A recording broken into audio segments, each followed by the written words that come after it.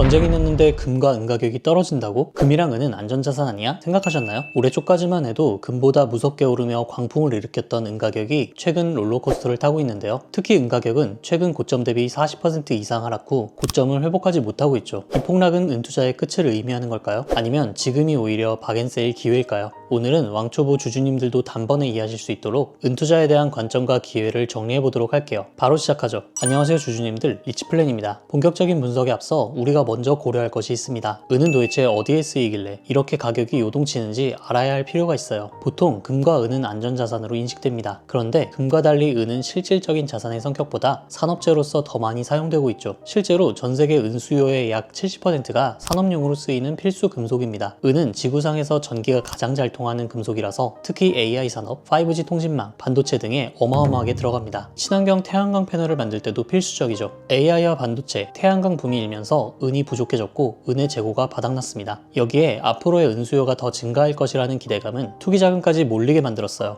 작년과 올 초에 은 가격이 엄청난 폭등을 보여준 이유입니다. 대부분의 사람들은 은을 목걸이나 반지 등을 만드는 귀금속으로만 생각하지만 이러한 귀금속의 사용 비중은 실제로는 크지 않아요. 실제로 지난 5년간 은 공급은 10억 온스였지만 반대로 소비량은 12억 온스를 기록하면서 은의 재고가 실질적으로 바닥나고 있는 것이죠. 결국 은은 미래의 에너지, 전기차, AI, 데이터 센터, 통신, 반도체가 성장할수록 그 수요가 증가하고 가격이 올라가는 산업재라고 보시면 좋습니다. 그런데 왜 크게 상승하던 은의 가격은 최근 고점 대비 40% 이상 급락했을까요? 그 원인은 은 가격이 너무 비싸지니까 태양광 패널을 만드는 기업들이 비싼 은 대신 상대적으로 싼 구리를 사용하는 기술로 전환하려는 움직임을 보이기 시작한 것에 있습니다. 대체재가 생기면서 은에 대한 수요가 줄어들 수 있다는 불안감이 퍼졌고 여기에 단기 차익을 노리던 투기 자금까지 일제히 빠져나가면서 2월 초에 은 가격이 폭락하는 충격까지 발생한 것이죠. 그럼에도 저는 지금 은 투자는 관심을 둘 만한 매력적인 원자재라고 생각합니다. 그렇다면 은 투자를 우리는 어떻게 할 수 있을까요? 바로 코덱스 은선물 H ETF를 통해서 투자를 해볼 수 있습니다. 도대체 이 복잡한 이름의 펀드는 무엇일까요?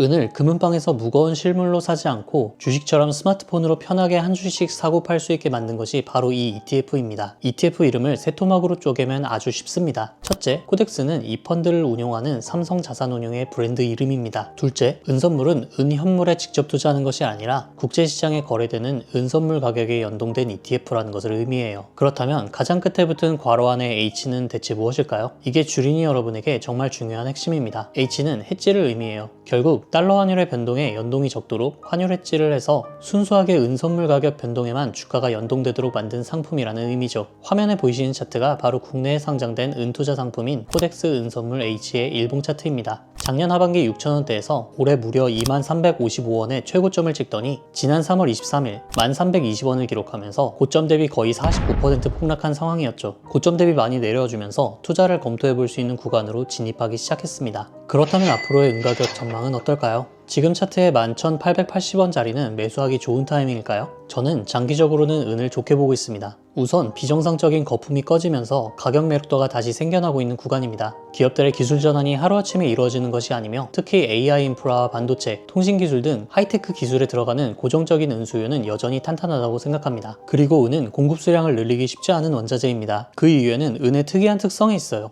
금의 경우 금을 더 많이 얻고 싶으면 금강산에서 채굴하면 됩니다. 원유도 유정에서 더 많이 퍼올리면 생산량을 높일 수 있죠. 그런데 은의 경우 전체 생산량에서 은광산에서 생산되는 비중은 불과 25% 남짓입니다. 나머지는 아연을 재련하면서 부산물로 나오는 은이 전체의 32%, 구리 재련 과정과 금 재련 과정에서 나오는 은이 전체의 40% 이상 되죠. 때문에 은을 더 생산하기 위해서 굳이 구리를 더 생산해서 재련하고 아연을 더 생산해서 재련하는 식의 비효율적 생산은 하기 어렵습니다. 이러한 특이성은 은의 공급 제한을 만들고 그에 비해 늘어나는 수요로 인해서 은 가격은 더 상승할 수 있다고 생각합니다. 결국 앞으로의 미래에 은은 첨단 산업에 더 필요하고 그렇다고 원하는 만큼 은을 더 생산할 수도 없습니다. 앞으로 미래에 수요는 증가하지만 생산량에는 제한이 있다는 것을 의미하죠. 특히 코덱스 은선물 H의 경우 최근 외국인의 거래를 보면 조용히 계속해서 매수해 나가고 있는 것을 확인할 수 있습니다. 때문에 저는 이제는 코덱스 은선물 H에 관심을 두고 적당한 매수가를 검토해보고자 합니다. 그럼 은 투자는 무조건 안전할까요? 절대 그렇지는 않습니다. 세상에 완벽하게 좋은 투자는 없다고 생각해요. 단순히 가격이 고점 대비 많이 빠졌다고 해서 지금이 바닥이다 라며 전 재산을 몰빵하는 것은 매우 위험합니다. 또한 은은 산업재로서 수요의 70% 이상 사용되는 특성상 만약에 경기 침체가 와서 반도체와 통신장비 수요 등이 감소하면 은 수요도 따라서 하락할 수 있습니다. 당연히 이 경우 수요 감소는 은가격 하락을 만들게 되겠죠. 은투자를 함에 있어서 시장 상황을 함께 봐야 하는 이유입니다. 전체 자산의 5% 정도만 인플레이션을 방어하는 보험용 투자 관점으로 저가의 분할로 담아가시는 것이 가장 현명한 투자 전략이라고 생각합니다. 제가 여러분의 긴 투자 인생, 앞으로의 자산 성장에 도움이 되고자 합니다. 저와 함께 하시죠. 콘텐츠가 유익했다면 구독과 좋아요 부탁드립니다. 다음에도 유익한 투자와 경제 이야기 나눠드릴게요. 감사합니다.